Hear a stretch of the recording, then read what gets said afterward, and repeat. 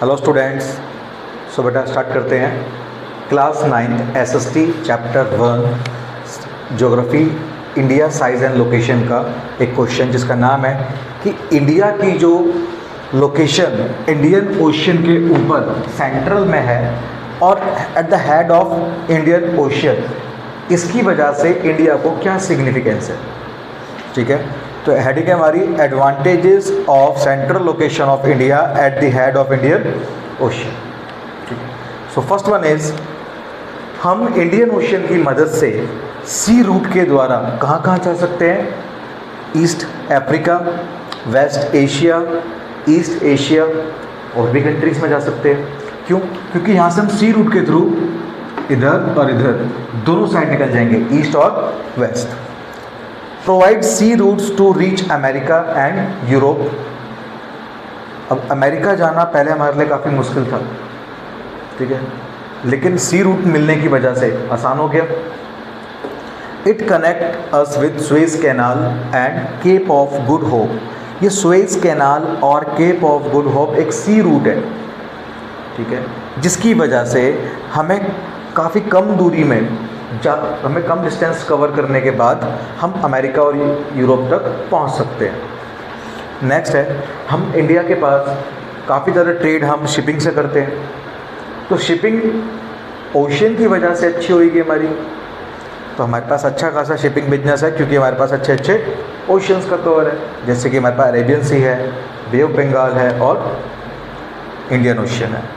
तो we have great shipping business due to having large oceanic region and peninsula.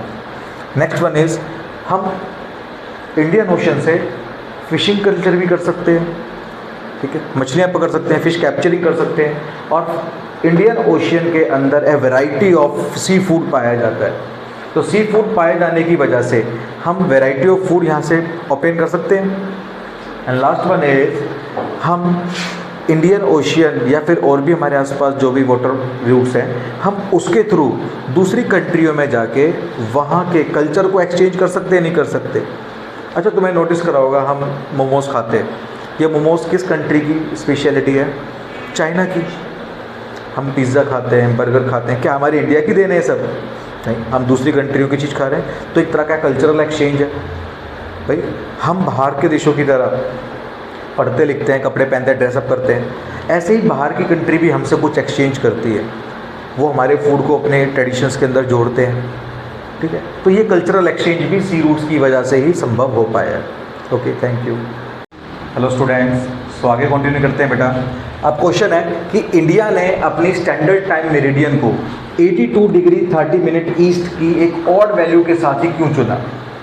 ठीक है, तो इसके दो काउजेज हैं, दो कारण हैं कि एक तो 7 डिग्री 30 मिनट एक ऐसी वैल्यू हमने ले रखी है पूरे वर्ल्ड के अंदर कि ज़्यादातर कंट्री जो अपनी स्टैंडर्ड टाइम निकालती है, मेरिडियन निकालती है, वो इसी का मल्टीपल लेती है या इसका डिविजिबल लेती है। तो 82 डिग्री 30 मिनट 7 डिग्री 30 मिनट का डिविजिबल है, इसलिए हमने इसको कंसीडर करा है। दूसरी बात, ये इंडिया के लगभग मिडल से पास आउट होता है, लगभग हाफ से पास आउट होता है, दूसरा कारण ये था। अब एक नया क्वेश्चन कि इंडिया का नाम इंडियन ओशियन ही, इंडिया के पास इंडियन ओशियन है, तो उस इंडियन ओशियन के अंदर इंडियन क्यों आता है? इंडियन ओशियन में इंडिया का नाम क्यों आता है? पहला कि इंडियन ओशियन के अंदर जो इंडियन ओशियन का नाम आने का कि सबसे बड़ी कोस्ट लाइन इंडियन ओशियन से इंडिया बनाता है, लॉन्गेस्ट कोस्ट लाइन इंडिया बनाता है। हम उसके सेंट्रल हेड लोकेशन पर पाए आते हैं, इंडिया की लोकेशन जो है इंडियन ओशन के सेंट्रल हेड पर है। अब सेंट्रल हेड पर होने से फ़ायदा क्या मिलता है कि हम वहाँ से काफ़ी सारे सी रूट्स डिस्कवर कर चुके हैं और सबसे ज़्यादा फ़ायदा भी हमें मिलता है उसका। हमारा इंडियन पेनिनसुला, ये जो पेनिनसुला वाला पार्ट है, ये इंडियन ओशन में प्रोड्यूस है, मतलब धंसा हुआ है, जिसकी वजह से हमारा ज़्यादा इन्फ्लुएंस बनता है उसके ऊपर। और लास्ट पॉइंट, सबसे पास इंडियन ओशन के इंडिया ही है, और पास के हम तो उसके अंदर काफ़ी ज़्यादा प्रोड्यूस भी हैं। आगे देखते हैं नेक्स्ट क्वेश्चन कि इंडिया की लार्ज बाउंड्री या फिर लार्ज कोस्ट लाइन होने की वजह से इंडिया को क्या बेनिफिट्स हैं। पहला बेनिफिट कि इंडिया अपने नेबरिंग कंट्रीज़ के साथ, इंडिया अपने नेबरिंग कंट्रीज़ के साथ अच्छे लिंक बना सकता है। दूसरा, बहुत सारे आइडियाज़ एक्सचेंज कम्युनिटीज़ हम कर रहे हैं एंशिएंट टाइम से ही। पंचतंत्र की कहानियाँ सुनी होंगी तुमने, तो पंचतंत्र की कहानियाँ रामायण, उपनिषद, गीता, ये सब चीज़ दूसरी कंट्री को किसकी वजह से मिल पाई? हमारे एक्सचेंजिंग बाउंड्रीज की वजह से। और इंडिया के अंदर जीरो का इन्वेंशन हुआ, इंडिया के अंदर डेसिमल सिस्टम आया, तो इंडियन न्यूमरल और डेसिमल सिस्टम ही आजकल फॉलो होता है हर जगह पर। तो ये भी हमारी बाउंड्रीज की वजह से एक्सचेंज हो पाया वर्ल्ड को।